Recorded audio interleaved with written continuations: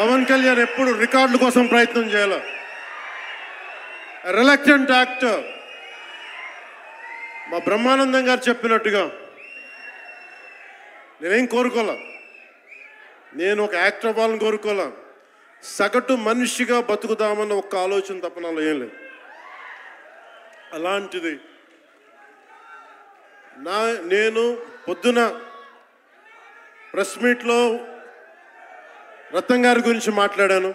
ఇప్పుడు మీకోసమే మాట్లాడతాను, నా అభిమానుల కోసం. ఈరోజు నేను ఇక్కడ నిల్చున్నాను, పడి లేచాను, పడుతూనే ఉన్నాను, లేస్తూనే ఉన్నాను. దానికి కారణం ఒకరే, మీరే.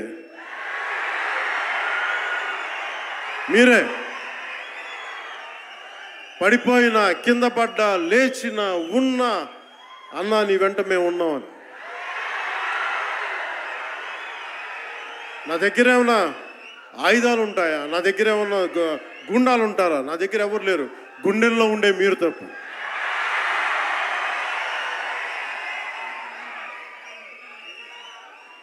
దాదాపు నేను 96లో నా మొదటి సినిమా అక్కడమ్మ ఇక్కడబ్బాయి.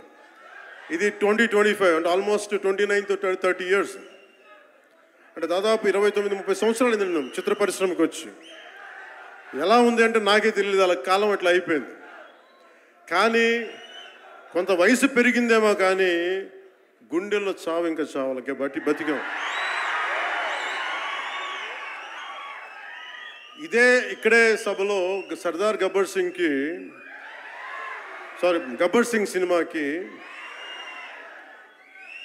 మహబూబ్ నగర్ నుంచి వచ్చిన ఒక యువకుడి గురించి చెప్పాను, మన అభిమానులు ఒకటి గురించి చెప్పాను. అన్నా నువ్వేమి ఇవ్వదు, ఒక హిట్ ఇవ్వన్నా చాలని. ఆ రోజు నేను భగవంతుని కోరుకున్నాను, నా అభిమానుల కోసం, నా కోసం కాదు కానీ ఒక హిట్ ఉంటే బాగుంటుంది అని కోరుకున్నాను.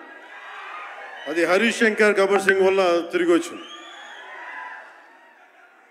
కానీ ఈ సినిమా చాలా డిఫికల్ట్ టైమ్స్లో చేశాను. ఇది సినిమాల మీద టెక్నీషియన్గా నేను ఉండి ఒక్క నిమిషం సినిమాలు కష్టంగా ఉండి, ఒక సినిమా చేయటం ఎంత కష్టమో, సినిమా చేయటం చాలా చాలా కష్టం. నేను మీతో పంచుకోదలుచుకున్నాను ఈ రోజున. మీకు సంబంధించి నేను మొదటి సినిమా నుంచి ఇప్పుడు దాకా జానీ సినిమా నేను చేసినప్పుడు అది ఫెయిల్ అయితే, ఆ సినిమా ఫ్లాప్ అయితే ఎలా ఉంది అంటే ఆ రోజు నా పరిస్థితి, వరుసగా హిట్లు కొట్టి కూడా ఒక్క సినిమా ఫ్లాప్ అయితే అందరూ మీరు వదలలేదు. నేను మీ గురించి ఎప్పుడు మాట్లాడతాను అంటే ధనం మూలం మిదం జగత్ అంటాం. అంటే అన్ని బంధాలు, కార్ల్ మార్క్స్ చెప్పిన అన్ని బంధాలు ఆర్థిక బంధాలని సినిమా పరిశ్రమలో మరింత బలంగా తెలుస్తాయి. నా రెమ్యునరేషన్ ఇచ్చేసాను అని నా దగ్గర అంతమించి డబ్బులు లేవు. కానీ ఆ రోజు నుంచి ఈ రోజు దాకా ఒకటైతే మార్పు జరిగింది. నేను చిత్ర పరిశ్రమ హిట్స్, ఫ్లాప్స్ ఇవన్నీ వదిలేసి నేను ఒకటే నమ్మాను, నా అభిమానులు నాకున్నారు, నన్ను ప్రేమించే వాళ్ళు ఉన్నారు. డబ్బుకి ఎప్పుడు నేను ప్రాధాన్యత ఇవ్వాలి. నేను ఇచ్చింది బంధాలకు ప్రాముఖ్యత ఇచ్చాను. మనిషి నుంచి మనిషి బంధం. నా గుండె నుంచి మీ గుండెకి 2 గుండెల దూరం ఉంది. నేను ఏమి కోరుకోలే, చాలా కష్టాల్లో ఈ సినిమా చేశాం. పేరుంది, ప్రధానమంత్రి గారి దగ్గర నుంచి అందరు తెలుసు. కానీ దానివల్ల డబ్బులు రావు. మనకి డబ్బులు వచ్చే సినిమానే రావాలి. కానీ సినిమాని ఎలా చేస్తాం? మిమ్మల్ని రంజింపజేయాలి, మిమ్మల్ని ఆనందింపజేయాలి. మనకి ఖుషీ లాంటి సినిమా తీసిన ఏఎం రత్నం గారు ఎప్పుడో 2017లో ఎప్పుడో సినిమా వచ్చి మీరందరూ తిడతా ఉంటారు కదా నన్ను, ఎంతసేపు రీమేకులు చేస్తావు అని. కరెక్ట్, ఏం చేయమంటారు చెప్పండి? మనకెవరు పెద్ద పెద్ద దర్శకులు లేరు. మన కింద నుంచి వచ్చిన వాళ్ళం. మనకి ఒక్క నిమిషం, మనకి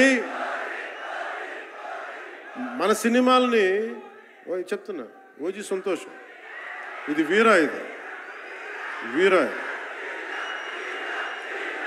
మీకు ఈ సినిమా గురించి చెప్తాను మీకు. అంటే మనకి దర్శకులు ఎవరు లేరు. నన్ను అందరూ కూడా ఈ రీమేక్ చేస్తే వీడితో పని అయిపోతే డబ్బులు వస్తాయి, వీడికి రీమేక్ చేస్తే డబ్బులు వస్తాయి. మధ్యలో నేను చేసిన పాపం వల్ల ఒక ఫ్లాప్ తీసాను అంతే. ఆ ఫ్లాప్ తర్వాత నా గ్రిప్ రాలే మళ్ళీ ఫిల్మ్ ఇండస్ట్రీలో. మళ్ళీ నాకు నిలబడింది ఒక త్రివిక్రమ్ శ్రీనివాస్ నిలబడ్డాడు నా కోసం. ఆయన ఎవరో కూడా తెలియదు నాకు. ఎవరన్నా సక్సెస్లో వెతుక్కొని వస్తారు, అపజయాల్లో వెతుక్కుని వచ్చిన నా మిత్రుడు, ఆత్మ బంధువు త్రివిక్రమ్ శ్రీనివాస్ వచ్చి అప్పుడు జలసా తీశారు. కష్టాల్లో ఉన్నప్పుడు లేదు, అడ్వర్సిటీ రివీల్స్ ట్రూ క్యారెక్టర్ అంటారు. కష్టాల్లో ఉన్నవాడే వచ్చినప్పుడు స్నేహితుడు. అలాంటి స్నేహితుడు నాకు భగవంతుడు త్రివిక్రమ్ శ్రీనివాస్ ద్వారా వచ్చాడు. అలాగే ఎందుకు రీమేక్స్ చేశాను మీకు ఉంటుంది కదా. నా పార్టీని ఎవడు నడుపుతాడు? కొత్త కథలు తీస్తే ఎప్పుడో వెళ్ళిపోద్ది. నా భార్యని కానీ నా పిల్లల్ని కానీ ఎవరు పోషిస్తారు? నేనే పోషించుకోవాలి, దానికి డబ్బులు కావాలి, పార్టీ నడపాలి. వీటన్నిటికీ రీమేక్ అనేది నాకు కొంచెం ఈజీ దారి అయింది. సొంత సినిమాలు కొత్త సినిమాలు చేయలేక కాదు, వేరే దారి లేక. నాకు దేశం పిచ్చి, సమాజ బాధ్యత పిచ్చి, సినిమా మీద ఉన్న కరెక్టే. నేనంటే మీకు పిచ్చి. అలాంటి నేను ఒక మంచి సినిమా రావాలని కోరుకుంటే అది ఏం రత్నం గారి ద్వారా వచ్చింది. కోరుకున్నాడు ఆయన, నీతోటి ఒక బలమైన సినిమా తీయాలని. ఏదో ఆయన కూడా ముందు రీమేక్ వచ్చారు, అవి అటు ఇటు తిరిగి యాక్చువల్గా క్రిష్ గారి వల్ల ఈ సినిమా వచ్చింది. ముందు జాగర్లమూడి క్రిష్ గారికి మనందరం ముందుగా కరతాళ ధ్వనుల ద్వారా చాలా బలంగా తెలియజేయాలి. ఆయన ఒరిజినల్ ఫౌండేషనల్ వర్క్ మీద ఇది ముందు. వ్యక్తిగత కారణాలు, కొన్ని ప్రొఫెషనల్ రీజన్స్ వల్ల మధ్యలో ఆయన వెళ్ళిపోవాల్సి వచ్చింది. ఈ సినిమాకి 2 కరోనా ఇది వచ్చినాయి, 2 కరోనా వేవ్స్ కొట్టినాయి. దాని మధ్యలో నలిగిపోయింది సినిమా. అలాంటి సమయంలో ఒక ఆస్కర్ విన్నర్ ఎక్కడో మనం ఆంధ్రప్రదేశ్లో చిన్న బడ్జెట్లో సినిమా తీస్తే మన బడ్జెట్స్ ఎంత ఉంటాయి? 10 కోట్లు 15. అలాంటి సినిమాల నుంచి సంగీత దర్శకత్వం వహించి మనం పెట్టే నాటు నాటు నాటు అనే పాట ప్రపంచమంతా ఉర్రూతు లూగిస్తుంది అనేది తెలియజేశారు కీరవాణి గారు. అలాంటి కీరవాణి గారు నేను ఈ సినిమాని ఎన్నిసార్లు చేసే పరిస్థితుల్లో నిజంగా ప్రతిసారి నాకు నిరుత్సాహం ఉండేది.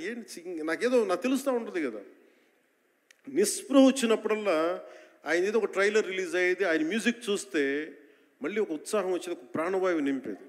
సార్ ఈ సినిమాకి ఈ రోజున ఇంత బలంగా ఆత్మవిశ్వాసంతో ఉన్నామంటే you are the hero sir, you are the true hero sir for us.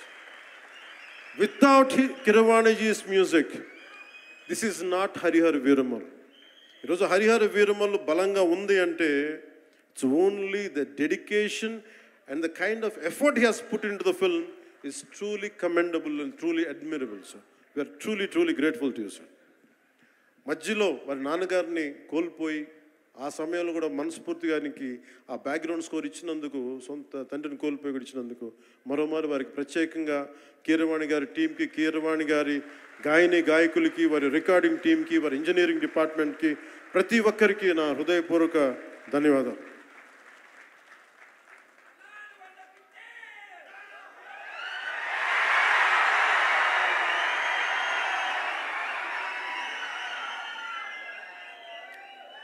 ఈ సినిమాని టెక్నీషియన్స్ గురించి అందరితో మాట్లాడి దాన్ని విల్ టాక్ అబౌట్ సినిమా.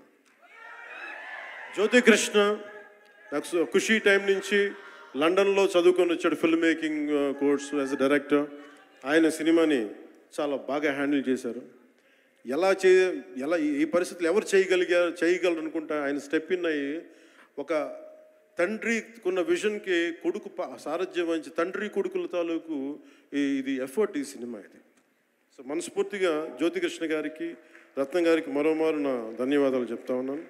అలాగే ఈ సినిమాని ప్రారంభించినప్పుడు జ్ఞానశేఖర్ గారు కెమెరామెన్, ఆయనకి నా మనస్ఫూర్తిగా కృతజ్ఞతలు. అసలు ఈ సినిమాని ఇంత రికార్డ్ బ్రేకింగ్ స్థాయిలో మీ అందరికీ తెలుసు కదా, మీరు అంతసేపు ఓజీ ఓజీ ఓజీ అంటారు. నా సినిమానే ఓజీ బయట వాళ్ళ సినిమా కాదు కదా, మన సినిమానే కదా. కానీ హరిహర వీరమల్లుకి ప్రాణం పెట్టిన ఇంకొక వ్యక్తి ఉన్నారు, ఆయన మనోజ్ పరమహంస. అంటే నాకు టైము, నేను రోజు చెప్పాను 2 గంటలు ఇస్తానని చెప్పాను. నేను అడ్మినిస్ట్రేటివ్ నా దగ్గర ఉంది, ఈశ్వర్ ఖండ్రే గారిలాగా నేను కూడా ఫారెస్ట్ మినిస్టర్, దాంతోపాటు పంచాయతీ రాజ్ ఉంది. వీటన్నిటి మధ్యలో నేను ఇవ్వగలిగేది 7 నుంచి 9 2 గంటలు ఇస్తాను. మీకు ఏం చేస్తుంటారో చేసుకోండి. వారానికి 5 రోజులు ఇచ్చాను. ఈ 5 రోజుల్లో దాన్ని చాలా పగడ్బందీగా ప్లాన్ చేసి మంగళగిరిలో ఉన్న జనసేన పార్టీ ఆఫీస్ నుంచి 2 గంటల ఒక కూతవేటు దూరంలో ఉన్న నా సన్నిహితులు, నా మిత్రులు రమేష్ లింగంనేని గారి మిడ్ వ్యాలీ స్టూడియో, వాళ్ళ స్థలం ఉంటే దాన్ని మిడ్ వ్యాలీ స్టూడియోస్గా మార్చేసి అక్కడే సెట్స్ చేసాం. మొత్తం మేజర్ వర్క్ అక్కడే చేసి దాన్ని స్పెషల్ ఎఫెక్ట్స్ చేసాం. ఇలాంటివన్నీ